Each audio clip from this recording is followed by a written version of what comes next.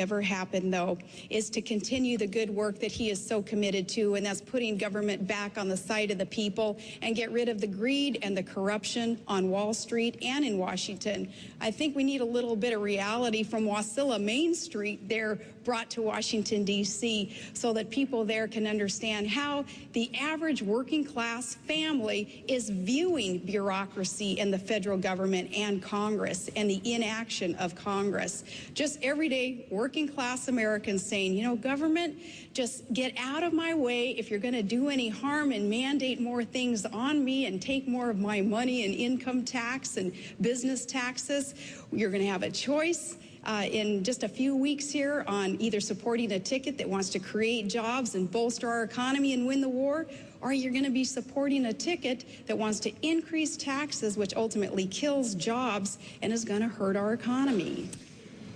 Can I respond? Look, Please. All you got to do is go down Union Street with me in Wilmington and go to Katie's restaurant or walk into Home Depot with me where I spend a lot of time, and you ask anybody in there whether or not the economic and foreign policy of this administration has made them better off in the last 8 years. And then ask them whether there's a single major initiative that John McCain differs with the president on taxes, on Iraq, on Afghanistan, on the whole question of how to help education, on the dealing with health care.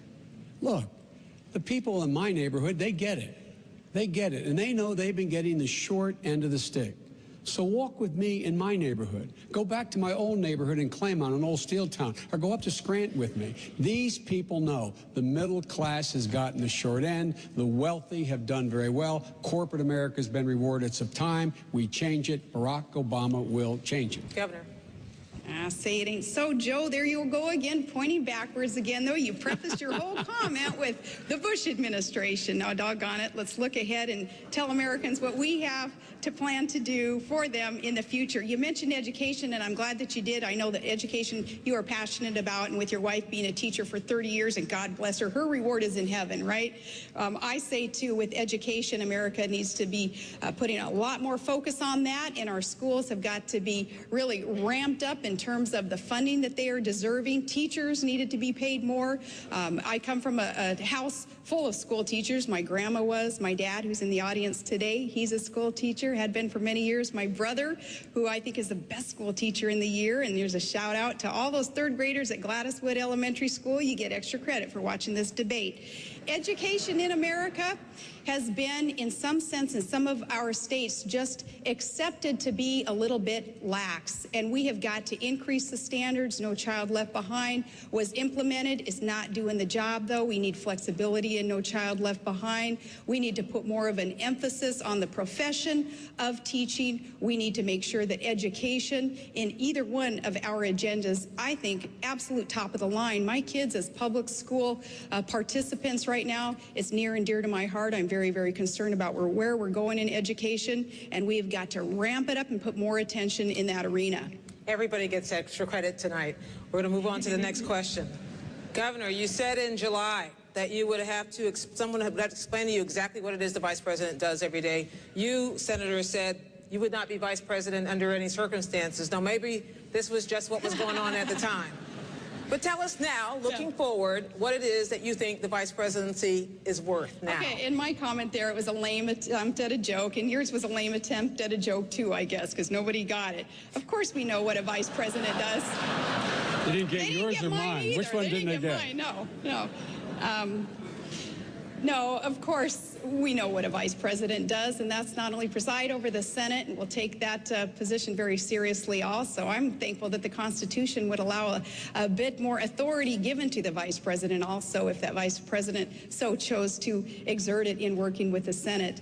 And making sure that we are supportive of the president's policies, and making sure, too, that our president understands what our strengths are. John McCain and I have had good conversations about where I would lead with his agenda, and that is energy independence in America and reform of government overall, and then working with families of children with special needs. That's near and dear to my heart also. And in those arenas, John McCain has already tapped me and said, that's where I want you. I want you to lead. And I said, I can't wait to get there and go to work with you.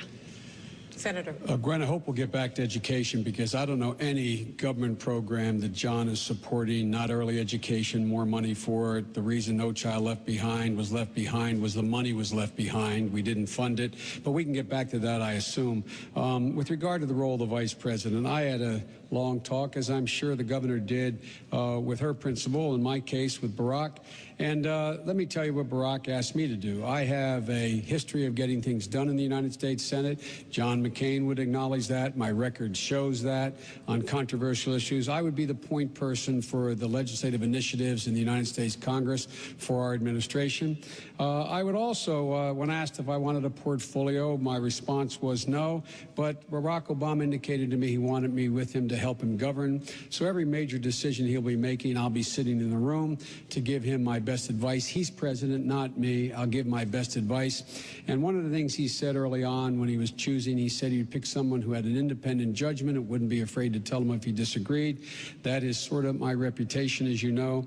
So I look forward to working with Barack and playing a very constructive role in his presidency, bringing about the kind of change this country needs. Governor, you mentioned a moment ago that the Constitution might give the vice president more power than it has in the past. Do you believe, as Vice President Cheney does, that the executive branch does not hold complete sway over the office of the vice presidency? That is, it is also a member of the legislative branch? Well, our founding fathers were very wise there in allowing through the Constitution much flexibility there in the office of the vice president, and we will do what is best for the American people in tapping into that position and ushering in an agenda that is supportive and cooperative with the president's agenda in that position.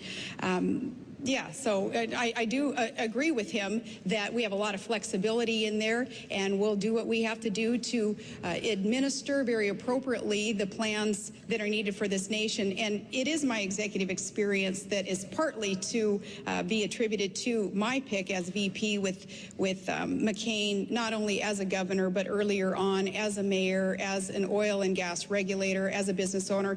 It is those years of experience on an executive level that will be put to good use in the White House also. Vice President Cheney interpretation of the vice president? Vice President Cheney's been the most dangerous vice president we've had probably in American history. He has the idea he doesn't realize that Article 1 of the Constitution defines the role of the Vice President of the United States. That's the executive branch. He works in the executive branch. He should understand that.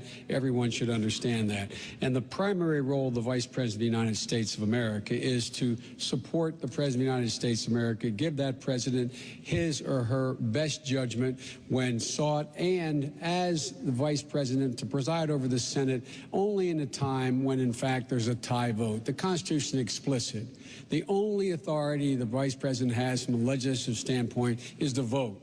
Only when there is a tie vote. He has no authority relative to the Congress. The idea he's part of the legislative branch is a bizarre notion invented by Cheney to aggrandize the power of a unitary executive, and look where it's gotten us. It has been very dangerous. Let's talk conventional wisdom for a moment. The conventional wisdom, Governor Palin, with you is that your Achilles heel is that you lack experience. Your conventional wisdom against you is that your Achilles heel is that you lack discipline, Senator Biden. What is it really for you, Governor Palin? What is it really for you, Senator Biden? Start with you, Governor. My experience as an executive will be put to good use as a mayor and business owner and oil and gas regulator, and then as governor of a huge state, a huge energy producing state that is accounting for much progress towards getting our nation energy independence, and that's extremely important. But it wasn't just that experience tapped into. It was my connection to the heartland of America. Being a mom, being one who is very concerned about a son in the war, about a special needs child, about kids heading off to college, how are we going to pay those tuition bills, about times in Todd and our marriage in our past where we didn't have health insurance, and we know what other Americans are going through as they sit around the kitchen table and try to figure out how are they going to pay out of pocket for health care. We've been there also, so that connection was important. But even more important is that worldview that I share with John McCain, that worldview that says that America is a nation of exceptionalism, and we are to be that shining city on a hill, as President Reagan so beautifully said, that we are a beacon of hope and that we are unapologetic here. We are not perfect as a nation, but together we represent a perfect ideal, and that is democracy and tolerance and freedom and equal rights. Those things that we stand for, that we can be put to good use as a force for good in this